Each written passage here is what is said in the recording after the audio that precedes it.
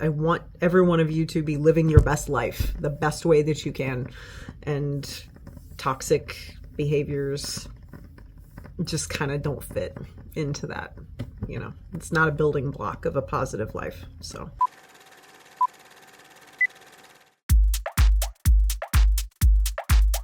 It's LeahMouseVlog, LeahMouseVlog, it's LeahMouse's vlog.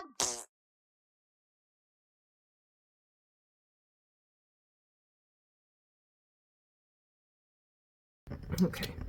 Hey guys, we're gonna do another pajama talk because I feel like it. I'm soothed from the sound and the flame of my beautiful woodwick candle in my windowsill. I'm very comfortable and relaxed in my chair at my desk, which if you've been keeping up, you saw me build it, so I'm absolutely gonna use it.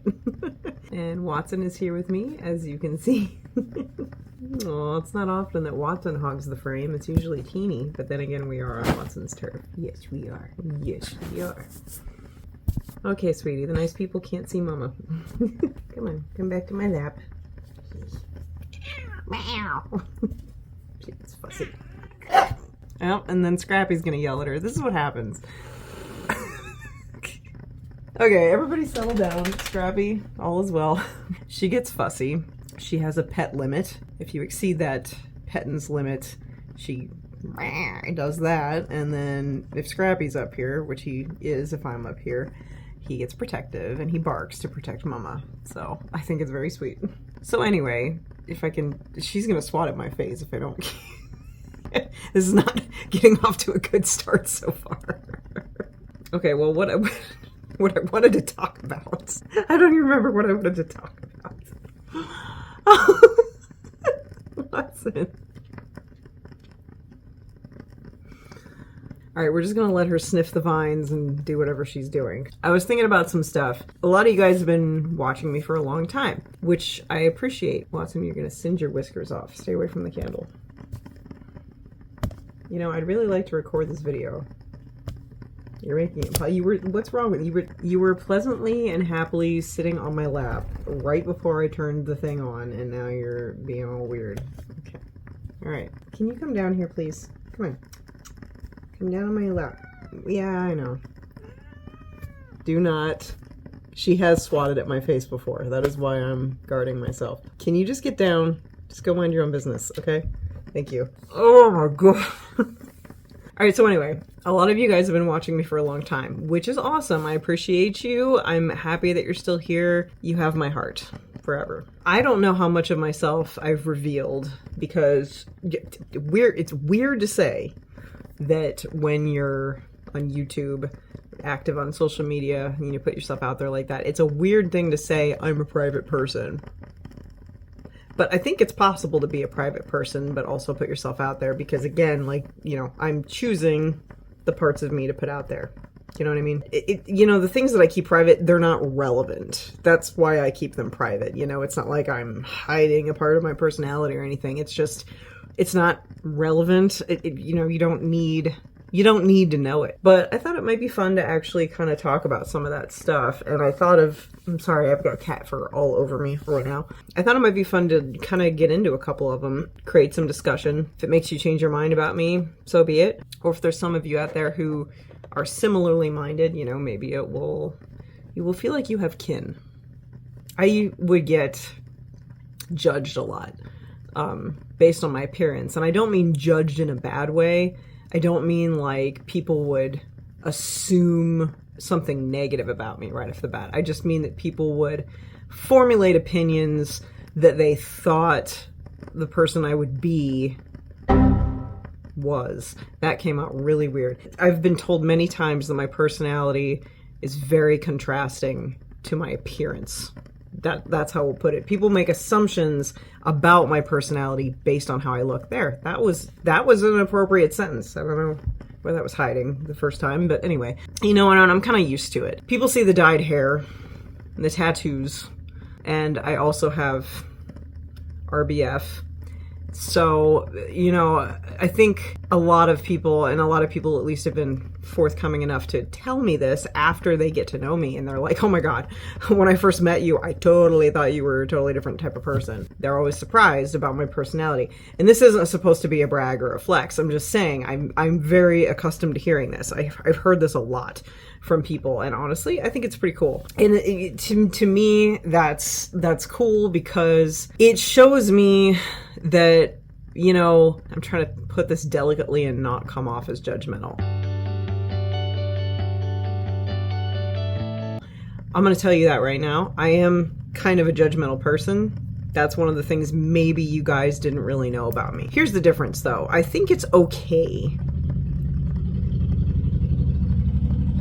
to have an engine block the size of Alaska and drive by at 2 o'clock in the morning. I think it's okay if you're a judgmental person. Now, don't yell at me. Let me finish. Hold on. I don't think being a judgmental person in and of itself is necessarily a bad thing, unless you allow that to influence your actions and how you treat other people.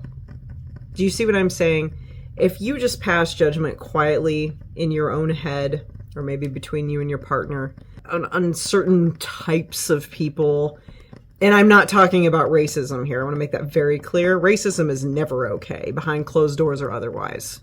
That is not what I'm talking about. I'm talking about just kind of being a little judgy based on personalities or life habits or things like that. As long as you're not treating people differently, like you're not actively rude to them because you're being judgmental, or you're not going out of your way to be aggressive in some way or make their lives harder because you particularly don't agree with, you know, how they're living their life or whatever. As long as you're not doing that, I don't see anything wrong with being judgmental. And of course, you can't help it. Some people are just like that, you know. I can't turn off my judgment thing. I you know, I am a little judgmental. I admit it, but I don't let it affect how I treat people.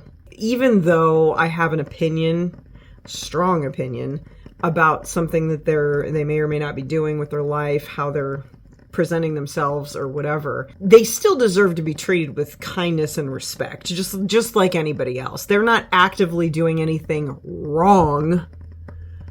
They're just being a way that I find kind of, and that's not even close to enough of a reason to treat them negatively. Does that make sense? But I do have my opinions. My opinions are still there. For example, I'll give you an example. I'm really judgmental with people who drink heavily. Okay. That might have been apparent along the lines here because JJ used to drink heavily. And yeah, I judged him for it, but do I still love him? And did I still love him? Yeah, absolutely. So that didn't change how I treated him, you know, but I judged it because I don't agree with it. I don't think it's healthy. I don't think it's good. There's nothing good that can come from that. You're hurting people around you potentially, and oftentimes, most likely you are. You could have the potential to hurt people if you make the wrong decisions while you're drinking heavily, like getting into a car, you know, or getting into a fight or something. My dad, may he rest in peace, was an alcoholic. I don't know if I mentioned that ever, but he was. And my mom went through a lot.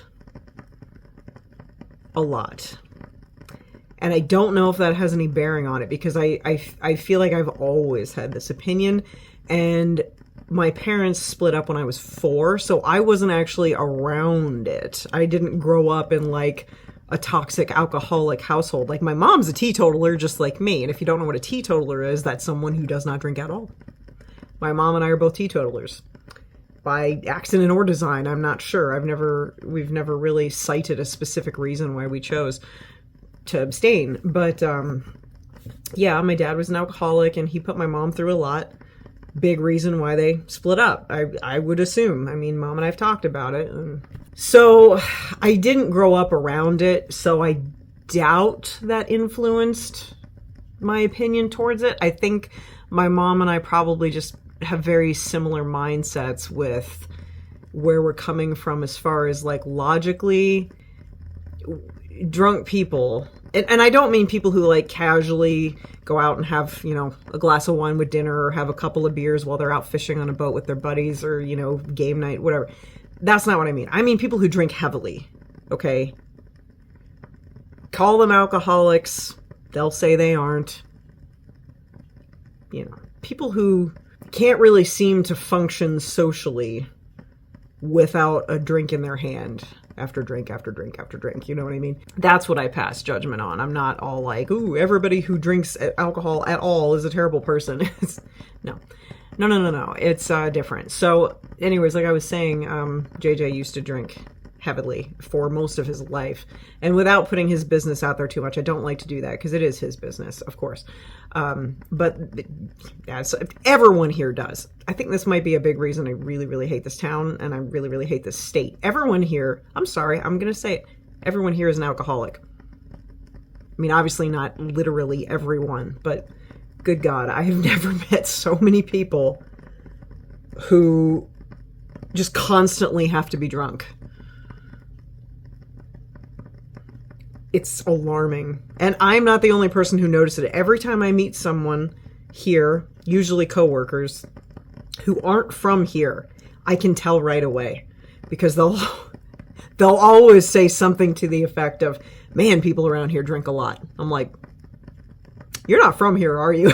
And they'll say, no, I'm from Pennsylvania or California or Texas or Maine or Tennessee or Ohio or wherever. And they're never from here. Ever, ever, ever, ever. And everyone I've ever met who is not from here, we always have a conversation about, holy crap, everyone in this town is an alcoholic.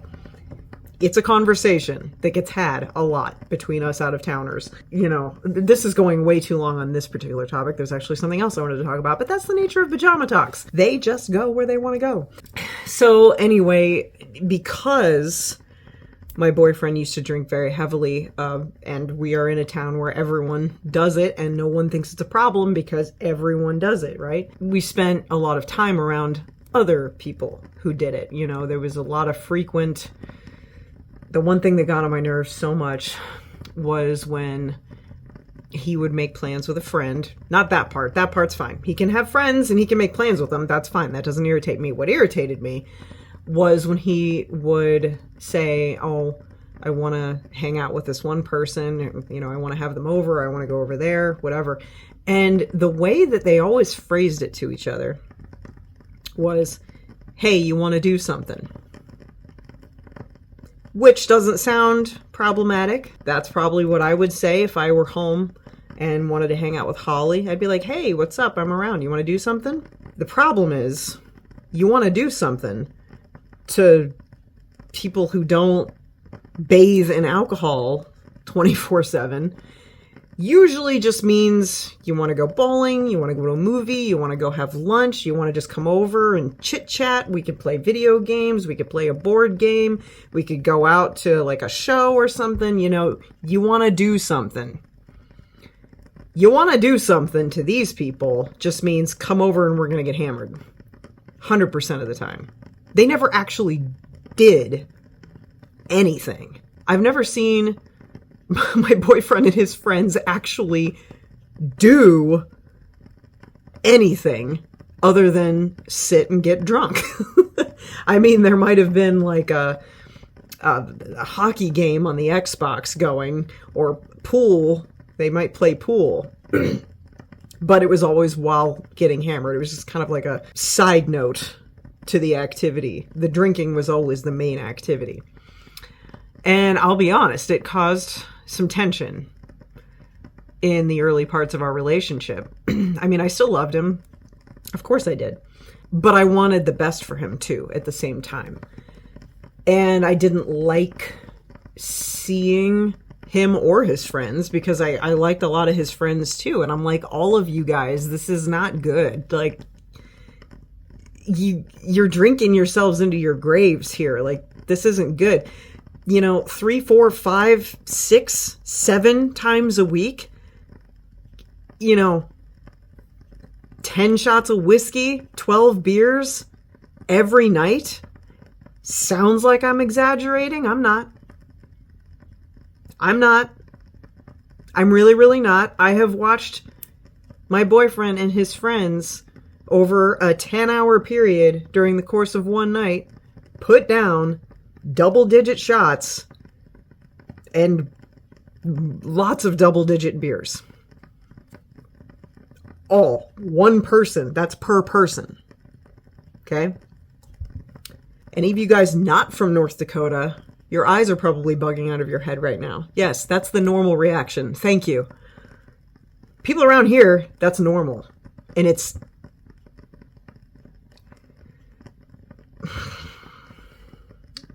Anyway, so before anybody starts saying anything about my boyfriend, I just want everybody to know that he quit drinking over a year ago. I actually honestly can't remember when it was now. A year and a half ago? It's been so long, I actually don't remember. I know it was in July, and I know it wasn't just this July. It was the July before that, so it must have been about a year and a half, going on 2 years now. So he quit drinking. He did. Now, why he quit drinking, I couldn't tell you. It wasn't anything that we really sat down and discussed. He knew that I didn't like it because it was causing me a lot of stress. But also, I mean, not just because it was difficult to deal with someone who was drunk most of the time.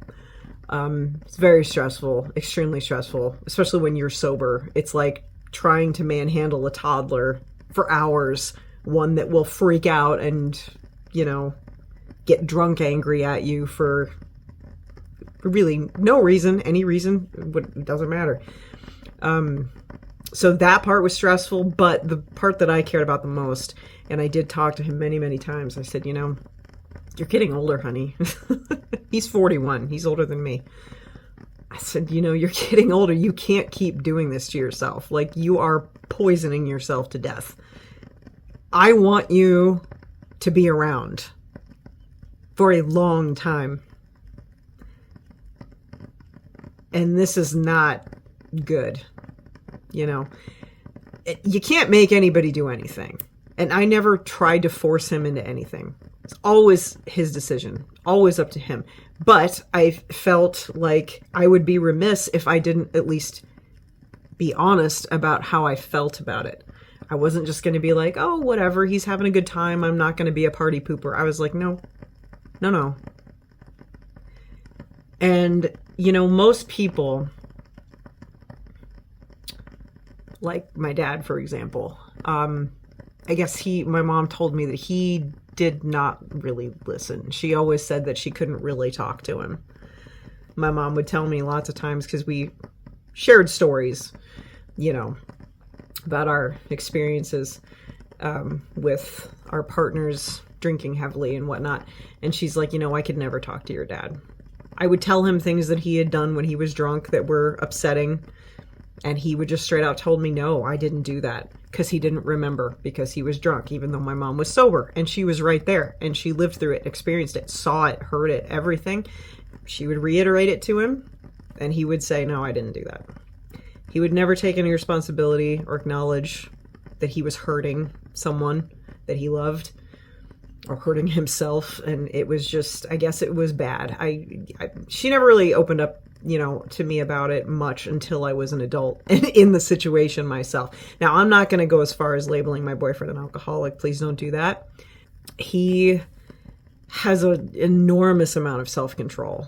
I've never seen anybody with more willpower or self-control than him.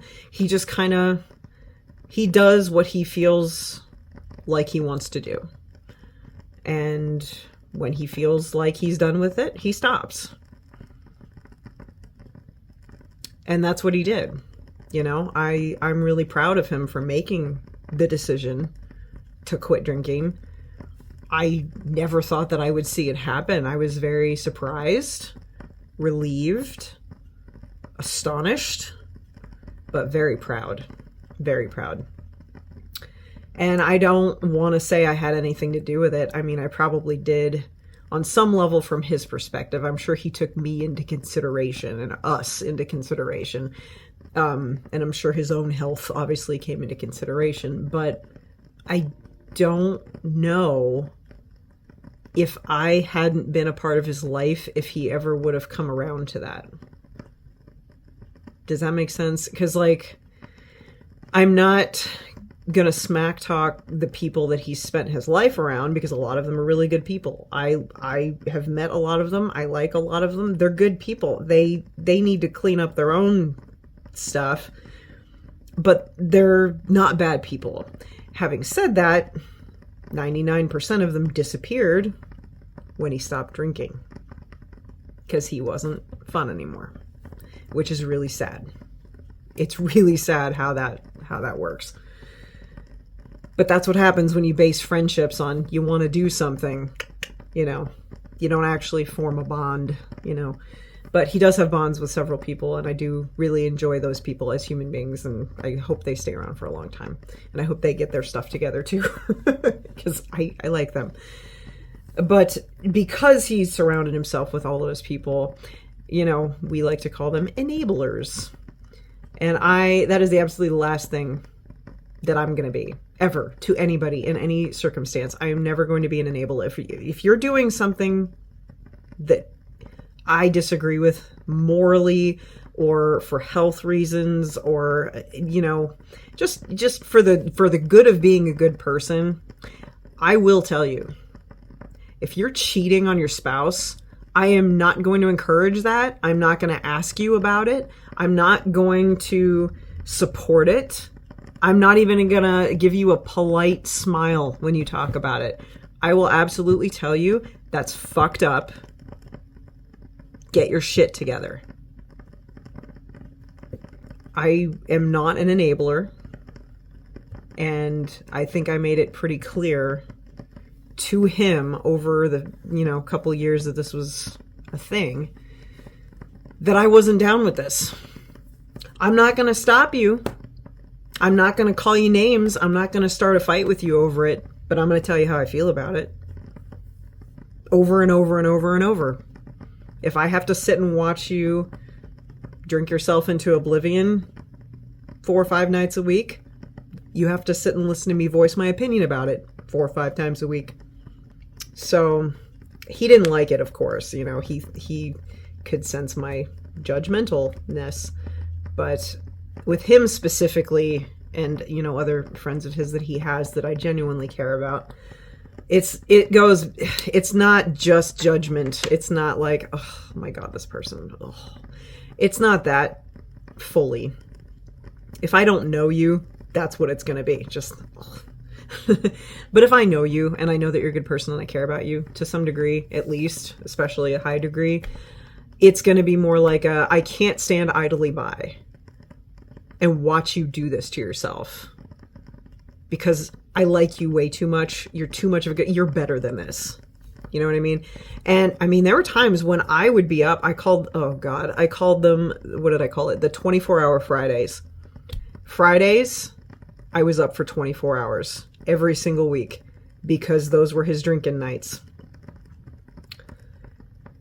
One of a few, but that one in particular, he would have friends over. Things would go on until 4 or 5 o'clock in the morning. I couldn't sleep. People are downstairs making a heck of a lot of drunk noise. I can't sleep through that. The dog's running around, barking, you know. So I was up 24 hours every Friday, and I hated it.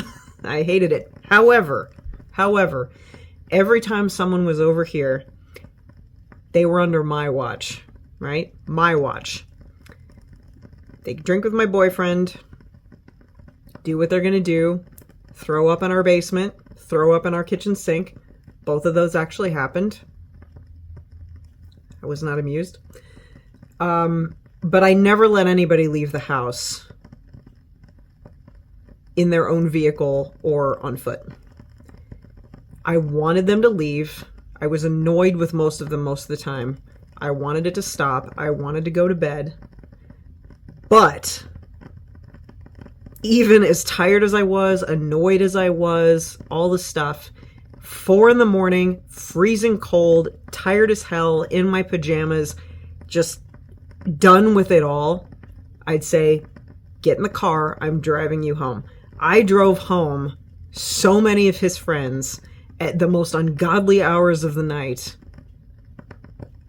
No matter what. No matter what. I always made sure everybody got home safe. Because even though these people are making crappy decisions, I can't stand idly by. You know what I mean? So, I've given a lot of designated driver rides. Voluntarily. Like, no, I'll crash on the couch. No, you're not. You're not going to crash on my couch. This is not that kind of house. Get in the car and tell me where you live. I'm driving you home. I never let anybody stay here. That was my house rule. That apparently that was something they were used to doing before, just crashing on the couch or the floor or wherever. I'm like, I am not waking up tomorrow to deal with you. Tonight is where this ends. I'm driving you home. We do not crash. This is an adult household. No one crashes here. That's not how that works. So I put my foot down about that pretty early on, and JJ always respected it, and he always told people, like, no, you can't crash here.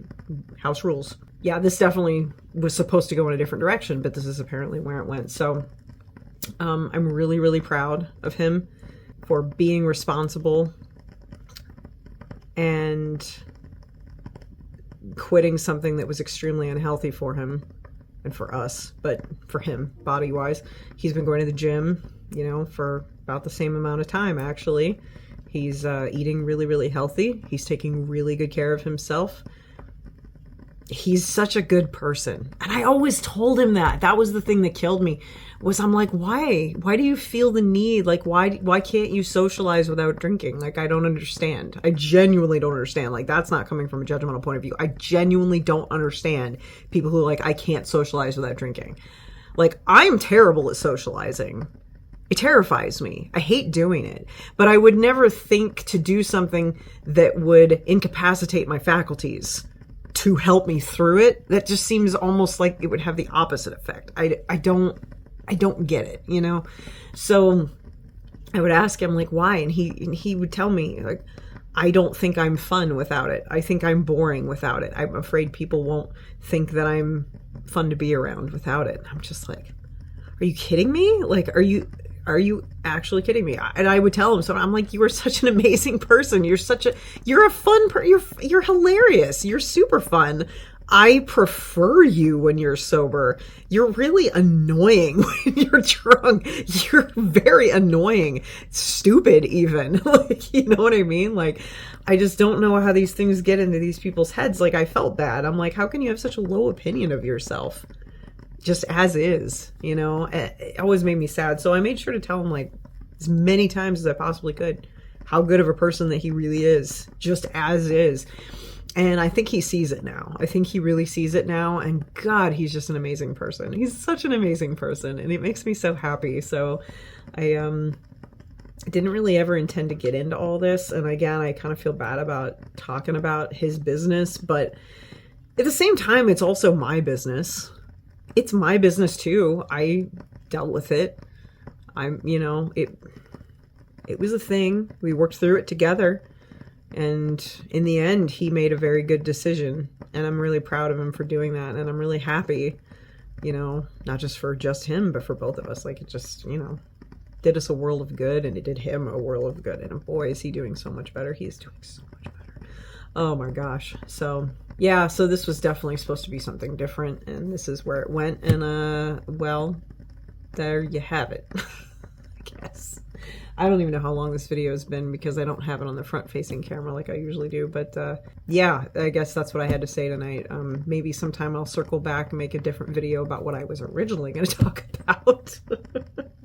Because there's still stuff about me that you don't know that I wanted to get into, but This is the nature of the pajama talk. It goes where it wants to go. So I will see you guys next time. Hang in there. And, you know, if you are engaged in unhealthy activities, and I'm not even getting into a moral judgmental point here, just anything that's unhealthy for you, just try to find the strength to make better decisions for yourself, because I guarantee you, you're not only hurting yourself, you are hurting those around you. I guarantee it. A lot of people don't realize that. They think, well, this is about me. I'm the one drinking. I'm the one doing the drugs. I'm the one doing this. How could this possibly be affecting you? Trust me. Every single person around you who cares about you is hurt every single time you pick up a drink or pick up the drugs or whatever else it is, you know? That's the nature of it. It's hard to see,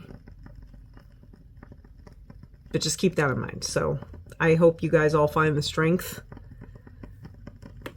to make positive and healthy decisions for yourself and for those around you, because it really does matter and it really does make a difference. So I didn't mean to get all preachy on you there. I'm sorry. It's just, I just want the best for all of you guys. That's really all it boils down to. I want every one of you to be living your best life the best way that you can, and toxic behaviors just kind of don't fit into that. You know, it's not a building block of a positive life. So thanks for hanging out. I'll see you guys next time. I love you. I appreciate you, and take care of yourselves out there.